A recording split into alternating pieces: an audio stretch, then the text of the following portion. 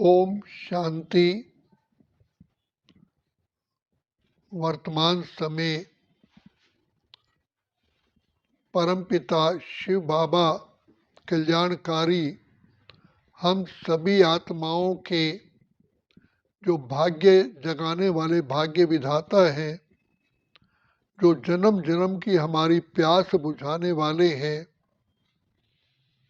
पिता परमात्मा हम बच्चों को बार बार यही शिक्षा देते हैं कि बच्चे आप माया के रावण के राज्य में हो, इसलिए हर कदम में सावधानी बरतनी है, क्योंकि वैसे भी दुनिया में कहा जाता है सावधानी हटी दुर्घटना घटी।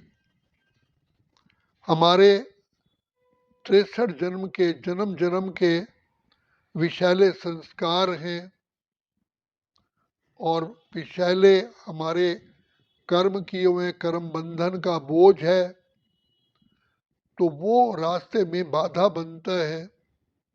तो प्यारे बाबा कहते हैं कि बच्चे, ये आध्यात्मिक मार्ग अर्थात ये जो चढ़ती कला का मार्ग है, इसमें कभी रुकावट ना आए। तो बाप दादा हम बच्चों को पिता परमात्मा कहते हैं कि बच्चे, ये बाबा की याद की संजीवनी बूटी है, ये सदा बाबा की याद में रहो।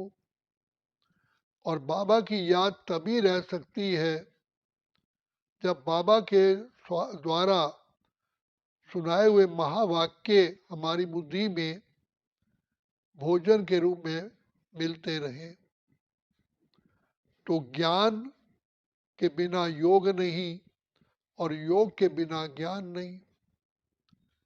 ज्ञान हम सुनते हैं तो पिता परमात्मा से हमारा प्यार स्नेह जुटता है, बुद्धि की लाइन क्लीन और क्लियर होती है और हमें कर्म करने की कला, जीवन में जीने की कला आती है। पिता परमात्मा की अनंत दुआएं हमें मिलती हैं। इसलिए बाबा हमें रोज परम धाम से आकर के हमारे लिए ये आत्मा का टॉनिक कहें, ईश्वरीय प्रसाद कहें, ये वरदानों का स्रोत कहें, बाबा हमको आकर के महावाक्य उच्चारण करते हैं और रोज ही आकर के हमारे अंदर उमंग उत्साह भरते हैं।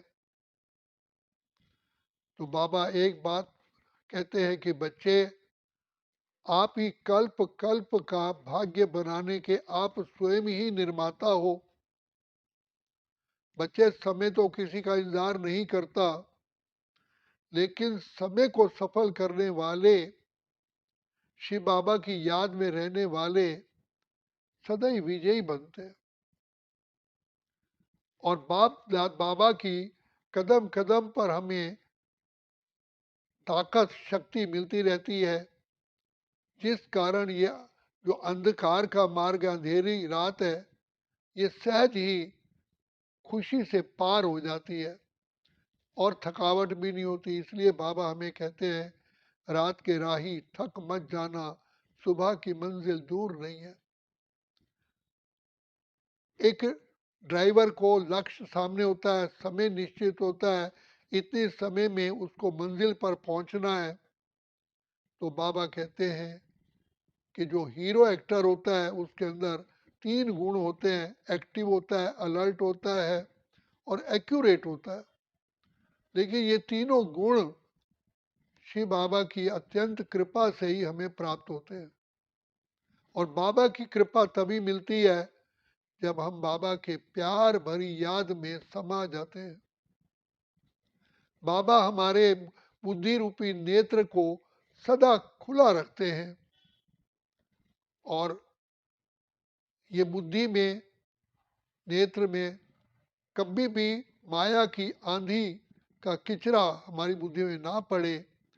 इसलिए बाबा कहते हैं, बच्चे सदा कोई भी सेवा मिले उस सेवा को जरूर करो, क्योंकि सेवा का बल और पुण्य का फल अवश्य हमें आगे ले जाता है। लेकिन जितना हम बाबा को याद करते हैं, बाबा स्वयं ही हमारे द्वारा सेवा कराते हैं। कई ऐसे सोचते हैं कोई व्यक्ति तो मिला नहीं जिसको हम ज्ञान सुनाएं, लेकिन बाबा कहते हैं जब आप बाबा की याद में होते हो तो प्रकृति को आप शांतमय सुखमय बनाते हो, प्रकृति को तुम पावन करते हो और अपने चारों तरफ आपके पवित्रता का ओरा रहता है, वाइब्रेशन रहते हैं। तो सेल्फ प्योरिफिकेशन, प्रकृति का वातावरण का प्योरिफिकेशन अति अति अति आवश्यक है। तो प्रकृति भी समय पर हमें सहयोग देती है। तो ये पांच, सबसे पहले तो ये पांच तत्वों का शरीर, ये प्रकृति हमारे साथ जुड़ा हुआ है। तो जितना हम बाबा की मीठी मीठी प्यारी याद में रहते हैं, हमारे ब्रेन के अंदर ऐसे शक्तियाँ आती हैं जो आनंद रस, प्रेम रस, खुशी का रस, पवित्रता का रस पैदा होता है। ब्रेन ही एक सोर्स है जिसमें पवित्रता, आनंद, शांति। तो इसी से ही हमारी जो बुद्धि की अल्फा बीटा गामा जो नर्वस सिस्टम है वो बिल्कुल एक्यूरेट काम करता है। हमारी बुद्धि निर्णय सही करती है, समाने की शक्ति, परखने की शक्ति, निर्णय शक्ति, बड़ी बात को छोटा करने की शक्ति और कंट्रोलिंग पावर, रूलिंग पावर, परिवर्तन करने की शक्ति, ये सब ब्रेन द्वारा हमें प्राप्त होती है। तो ब्रेन को ठीक करने के लिए, उसको सही ट्यूनिंग करने के लिए केवल एकमात्र तरीका है, वो है बाबा की याद। नहीं तो जरा सी भी गलती होती है, जैसे किसी गाड़ी का जरा भी स्क्रू ढीला होता है, उसका प्रभाव सारी गाड़ी पर पड़ता है। ऐसे ही हमारे ब्रेन के जो तंतु हैं उसको हमें योग द्वारा, बाबा की प्यार भरी मीठी याद द्वारा ही हम ठीक करते हैं। सर्व रोगों से मुक्त होने की, सर्व परेशानियों से मुक्त होने की एक ही मात्र केवल तरीका है बाबा की याद, जिसको दूसरे शब्दों में बाबा की ब्लेसिंग कहते हैं। इसलिए बाबा कहते हैं बच्चे, बाबा की ब्लेसिंग 24 घंटे दिन रात तुम्हारे ऊपर उनकी बरसात होती है। उस बरसात का पूरा पूरा लाभ उठाओ। जैसे कोई खाना खाता है, खाना पूरा पच जाता है तो उसका देह पर इफेक्ट होता है। ऐसे ही आत्मा में बल भरता है, साहस बढ़ता है, ना थकावट आती है, ना मुरझाहट आती है और सदा हर्षित रहते हैं। चढ़ती कला में जाते पुरुषार्थ कभी ढीला नहीं होता, आलस से नहीं आता, अलबेला पर नहीं आता। तो इसलिए बाबा कहते हैं बच्चे, ज्ञान का सदा ही मनन चिंतन करते रहो। बाबा के जो महावाक्य हैं उनको घुमाते रहो ताकि व्यर्थ ना आए। अगर आप खाली छोड़ देंगे तो व्यर्थ आके जगह घेर लेगा। हम लोगों ने देखा है अपने प्रैक्टिकल लाइफ में, जब गर्मियों में लाइट नहीं होती थी, हम लोग क्या करते थे, चारों तरफ छिड़काव करते थे और अपनी खटिया बिछा देते थे ताकि खटिया में भी शीतलता हो जाए। अगर हम ध्यान नहीं देते थे तो कुत्ता आकर के खटिया पर बैठ जाता था। तो इसी प्रकार से बाबा कहते हैं अगर आप ज्ञान का मनन चिंता नहीं करोगे, सावधानी हटी, तो कोई ना कोई ऐसा व्यर्थ चिंतन चल पड़ेगा जो हमारा समय बर्बाद हो जाएगा। और उतरना तो आसान होता है, चलना मुश्किल होता है। तो व्यर्थ का जब चिंतन चल पड़ता है तो व्यर्थ के बहाव में हम बह जाते हैं। इसी में ही व्यर्थ से बचने का एकमात्र तरीका है बाबा का सुनाया हुआ ज्ञान का मनन चिंतन और बाबा की मीठी मीठी मीठी मीठी प्यारी प्यारी याद। तो इससे पॉजिटिविटी आती है। हम अनेक आत्माओं जो दूर बैठी हुई हैं उन तक भी हम वाइब्रेशन पहुंचाते हैं, उनको भी हम अपने श्रेष्ठ संकल्पों द्वारा सेवा कर सकते हैं। तो बाबा कहते हैं बच्चे जो मुख द्वारा सेवा करते हो वो मौन की भाषा द्वारा सेवा करो। उन आत्माओं के प्रति शुद्ध वाइब्रेशन भेजो कि आप शांत स्वरूप आत्मा हो, आप प्रेम स्वरूप आत्मा हो, आप परमात्मा के लाडले बच्चे हो, आप परमात्मा के होनहार बच्चे हो, आप श्रेष्ठ आत्मा हो, महान आत्मा हो, देव आत्मा हो। हे आत्मा हो, हे बाबा के लाडले बच्चों, अब पिता परमात्मा सृष्टि पर आकर के ये कार्य कर रहे हैं। परमात्मा की, पिता परमात्मा की, अपने प्यारे प्यारे पिता की गोद में आओ और उनको चेतावनी दो कि समय तो बीतता जा रहा है। तो हमारे जो श्रेष्ठ संकल्प है उन द्वारा बहुत सेवा होती है और उन आत्माओं को भी बाद में वो बताती हैं कि हमें कोई गुप्त रीति कह रहा है कि अब भगवान पिता परमात्मा के दिए हुए ज्ञान को सुनो तो सही। तो उनके बुद्धि में टर्निंग पॉइंट आता है। तो इसलिए बाबा कहते हैं बच्चे जैसे रिमोट द्वारा हम चलती गाड़ी की स्पीड कंट्रोल करते हैं, हम रोक भी लेते हैं, कई मीलों तक हमारा रिमोट काम करता है। इसी प्रकार ये भी सूक्ष्म लीला है आध्यात्मिकता की, जो कितनी भी दूर हो हम, हमारी बुद्धि, हमारे शेष संकल्प, हमारी दिव्यता काम करती है। तो जैसे यहाँ पर बैठे हुए लोग स्पेस में जाते हैं तो यहाँ स्पेस में जाते हुए को यहाँ के रिमोट द्वारा कंट्रोल करते हैं और उस जो यान है जिस यान में गए उसको यहाँ से ठीक भी कर लेते हैं। तो इसलिए बाबा कहते हैं बच्चे ये टेक्नोलॉजी तुम्हारी वास्तव में आध्यात्मिकता से ही निकली है। तो जितना तुम श्री बाबा की याद में प्योर वाइब्रेशन भेजोगे तो इनका बहुत बड़ा इफेक्ट होता है।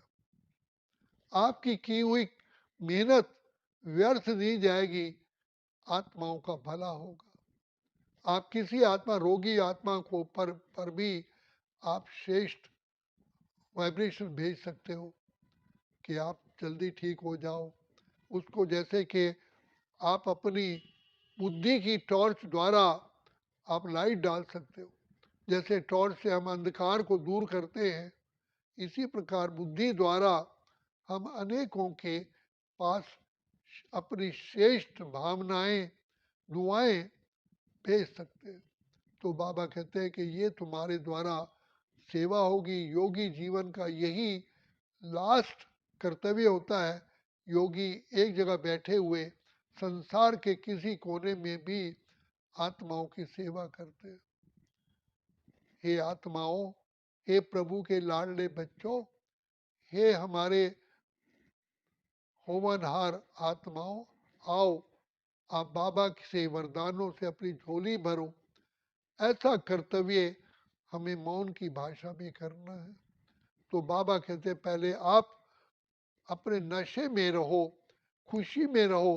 बाबा कहते हैं तुम आत्माएं richest, highest, holiest in the world हो। क्योंकि देखो संसार के अंदर चाहे कितनी महात्माएं हुए हैं, कितने हुए हैं, वो भले इस समय पर उन्नति करते हैं लेकिन उनका जन्म पवित्रता से नहीं होता है। तुम आत्माएं तो स्वर्ग में पवित्रता द्वारा ही जन्म लेते हो और इतनी उसकी जो पूंजी है वो अभी जमा करते हो। तो बाप बार बार हम बच्चों को कहते हैं कि बच्चे तुम पद्मा पदम सौभाग्यशाली हो।